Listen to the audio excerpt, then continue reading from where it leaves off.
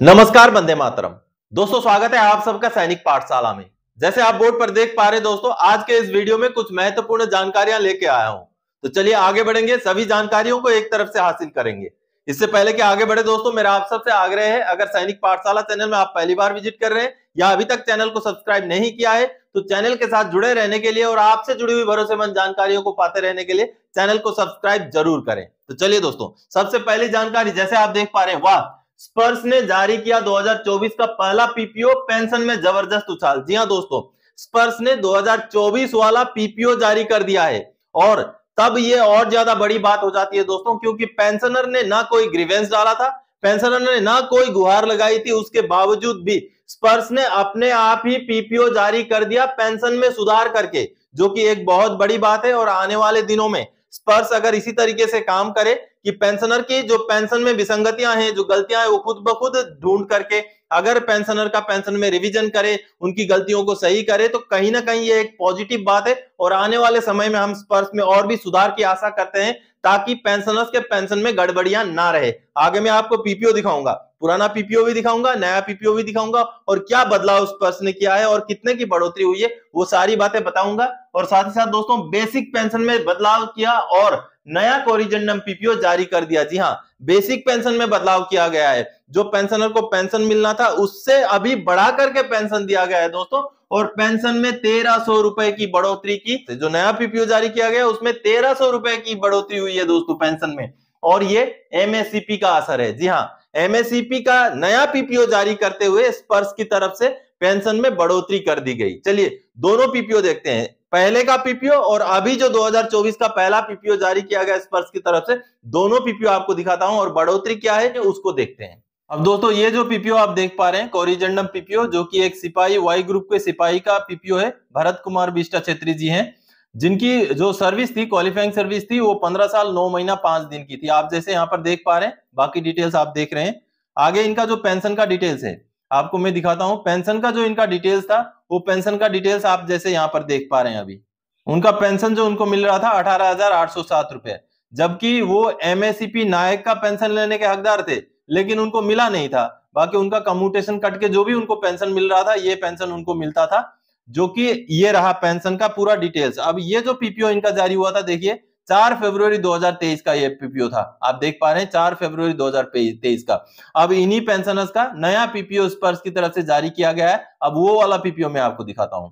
अब दूसरा पीपीओ जो आप देख पा रहे हैं, उन्हीं पेंशनर्स का, सेम उन्हीं पेंशनर का, भरत कुमार बिष्टा छेत्री जी का ही ये पीपीओ है। आप यहाँ पर देखिए, सेम सिपाही, 15 साल 9 महीना और 5 दिन का क्वालिफाइंग सर्विस है। ये दूसरा पीपीओ है। मैं आपको नीचे डिफरेंस दिखाता हूं, जो पेंशन में डिफरेंस है वो सबसे पहले आप समझिए। ये देखिए पहले क्या था और अभी क्या क्या पेंशन उनका हो गया है। जैसे आप देख पा रहे हैं दोस्तों, यहाँ पर पूरा पुराना पेंशन भी पूरा रिवाइज कर दिया गया है। 2016 से 2012 से सारा पेंशन रिवाइज करने के बाद जो लेटेस्ट पेंशन उनका है जुलाई 2019 के बाद, ये देखिए 1 जुलाई 2019 के बाद ये वाला रो आप देखेंगे तो आपको समझ में आ जाएगा। 20,107 रुपए, ये देखिए 20,107 रुपए, यानी कि नायक का पेंशन। जिन पेंशनर को 18,807 रुपए पेंशन मिल रहा था, उनका पेंशन रिवीजन करके 20,107 रुपए कर दिया गया है स्पर्श की तरफ से।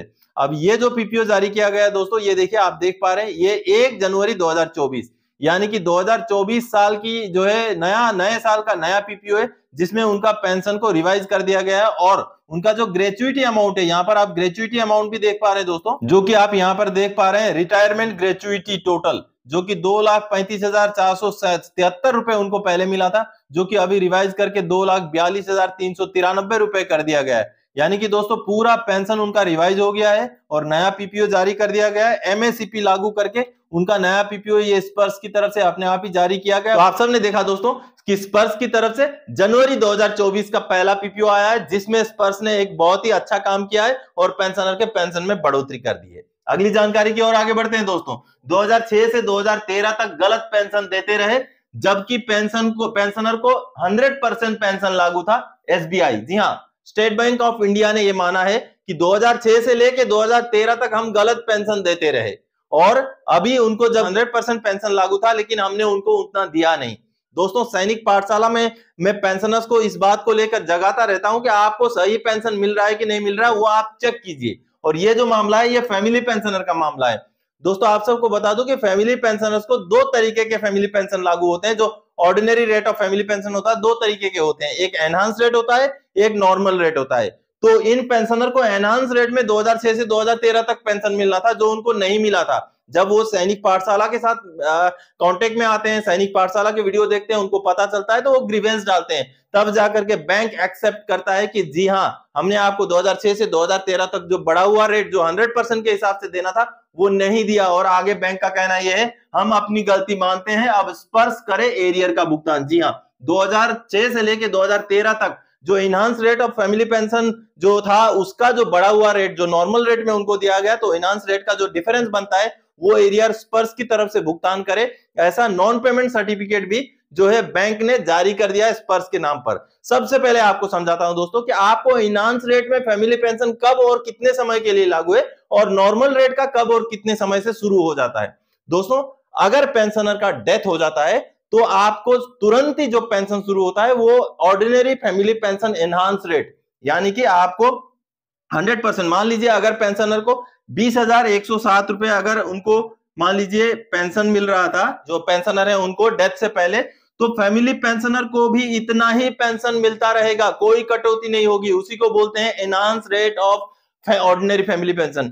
लेकिन जैसे ही उनकी मृत्यु के बाद 7 साल पूरा हो जाएगा, या तो फिर जिन पेंशनर का मृत्यु हुआ है उनकी उम्र 67 साल हो जाएगा। आप यहां पर क्लियर हो जाइएगा, जो फैमिली पेंशन ले रही है उनकी उम्र की बात नहीं हो रही है यहां पर, जिन पेंशनर की मृत्यु हुई है उनकी उम्र जैसे 67 साल हो जाएगा, उसके बाद इसका 60% पेंशन उनको मिलेगा। 60% जो भी अमाउंट होता है जो है 6,000 समथिंग कटौती हो जाएगा, तो 13,000 समथिंग जो है उनको पेंशन मिलेगा। यानी कि अगर पेंशनर की मान लीजिए उम्र 50 साल की उम्र में अगर डेथ हुई है, तो आगे उनको 7 साल तक जो है एनहांस रेट में फैमिली पेंशन मिलता रहेगा। और मान लीजिए पेंशनर की डेथ जो है 65 साल में होती है, तो कितने साल तक मिलेगा? 2 साल ही मिलेगा। 67 साल के उम्र होने तक ही मिलेगा। जो भी पहले कंडीशन पूरा हो जाएगा उसी से आपका normal rate of family pension शुरू हो जाएगा। तो चलिए बैंक ने जो लेटर जारी किया था उस लेटर को दिखाता हूं, उस लेटर को देख लेते हैं। दोस्तों, स्टेट बैंक ऑफ इंडिया की तरफ से एक लेटर जारी किया जो कि पेंशनर को एड्रेस किया गया है, और इस लेटर में जो डिटेल्स में लिखा हुआ है वो मैं आपको समझाता हूं। जैसे आप देख पा रहे हैं, बकायदा स्टैंप लगा हुआ लेटर है, और सीपी ग्राम्स का जो ग्रीवेंस था पेंशनर का, उसके एवज में उसके जो है रिप्लाई के तौर पर इस लेटर को जारी किया गया है। जैसे आप यहां पर देख पा रहे हैं दोस्तों, इस लेटर में लिखा हुआ है, with reference to CP grams complaint we advise that the pension at the enhance rate for the period from 2006 to 2013 could not be paid due to non availability of correct date of death of regular pensioner। यानी कि pensioner का जो correct date of death यानी कि मृत्यु की तारीख पता ना होने की वजह से हम उनको इनहांस रेट में पेंशन नहीं दे पाए। We have issued a non payment certificate for the same on 8 November 2023, copy at us।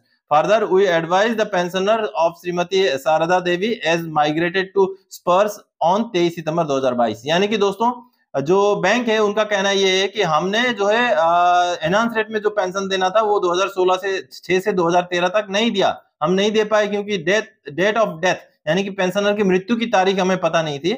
लेकिन ये बड़ा उटपटांग सा जो है पॉइंट दिया है, क्योंकि अगर मृत्यु की एग्जैक्ट तारीख पता नहीं थी तो फैमिली पेंशन कैसे शुरू किया, फिर बगैर डेट के कैसे फैमिली पेंशन शुरू कर दिया गया। चलिए जो भी हो, अभी बैंक ने एक कोई ना कोई बहाना बनाया है कि उन्होंने क्यों एनहांस रेट में फैमिली पेंशन नहीं दिया है, और आगे उन्होंने ये भी बोला है कि नॉन पेमेंट सर्टिफिकेट उन्होंने 8 नवंबर 2023 को स्पर्श को भेज दिया है। बकायदा बैंक का स्टैंप लगा हुआ है ये लेटर, आप जैसे देख पा रहे हैं। अब ये है कि पेंशनर को आने वाले दिनों में जो एनहांस रेट और नॉर्मल रेट का जो डिफरेंस है 2006 से लेके 2013 तक, वो पूरा एरियर मिलना चाहिए स्पर्श की तरफ से। तो दोस्तों, आप सबने देखा कि अगर आपको भी एनहांस रेट में फैमिली पेंशन नहीं मिला है, ऑर्डिनरी फैमिली पेंशन, तो आपको भी कार्रवाई जरूर करना चाहिए, सीपी ग्राम्स में ग्रीवेंस डालना चाहिए। ये जो पेंशनर है उनको पहले नहीं मिला था एनहांस रेट का, तो नॉर्मल रेट का ही मिला था। जब उनको पता चला, उन्होंने जब ग्रीवेंस डाला, तब जाकर के बैंक ने ये एक्सेप्ट किया है, और अभी नॉन पेमेंट सर्टिफिकेट स्पर्श को दे दिया गया है। स्पर्श की तरफ से अभी 2006 से लेके 2013 का जो डिफरेंस है एनहांस रेट और नॉर्मल रेट में, उसका भुगतान हो जाएगा।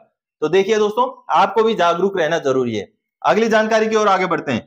स्पर्श से बचे हुए पेंशनर्स का भुगतान शुरू। जी हां दोस्तों, स्पर्श की तरफ से ओआरओपी का एरियर का भुगतान शुरू हो गया है। कई सारे ऐसे पेंशनर हैं जिनका पहला इंस्टॉलमेंट डीपीडीओ या सीपीपीसी से मिला, दूसरा भी डीपीडीओ सीपीपीसी से मिला, लेकिन दूसरा या तीसरा इंस्टॉलमेंट स्पर्श में माइग्रेशन हो जाने की वजह से उनको नहीं मिला। तो ऐसे में स्पर्श जो है नॉन पेमेंट सर्टिफिकेट मांग रहा है। अब जिन जिन पेंशनर्स ने नॉन पेमेंट सर्टिफिकेट भेज दिया है उन पेंशनर्स का भुगतान शुरू हो चुका है। अब ये जो देख रहे हैं दोस्तों 89,035 रुपीज यानी कि 89,035 रुपए का भुगतान हुआ है पेंशनर को, जो कि उनको सेकंड और थर्ड इंस्टॉलमेंट नहीं मिला था स्पर्श की तरफ से। उनका पहला इंस्टॉलमेंट मिलने के बाद उनका माइग्रेशन हो गया था, तो सेकंड और थर्ड इंस्टॉलमेंट उनको मिला है, और साथ ही साथ उनका डिसेबिलिटी एलिमेंट का भी रिवीजन नहीं हुआ था। तो डिसेबिलिटी एलिमेंट का फर्स्ट सेकंड थर्ड इंस्टॉलमेंट और जो सर्विस एलिमेंट है उसका सेकंड और थर्ड इंस्टॉलमेंट मिलाकर के उनको 89,035 रुपीज एरियर मिल चुका है, जो कि आज ही उनको मिला है।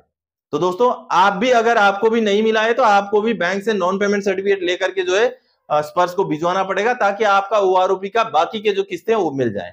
तो आज के इस वीडियो में इन्हीं जानकारियों के साथ आया था। आगे और कोई जानकारी था कि आपसे सरोकार रखने वाला विषय लेके मैं फिर से हाजिर हो जाऊंगा। तब तक के लिए जय हिंद दोस्तों।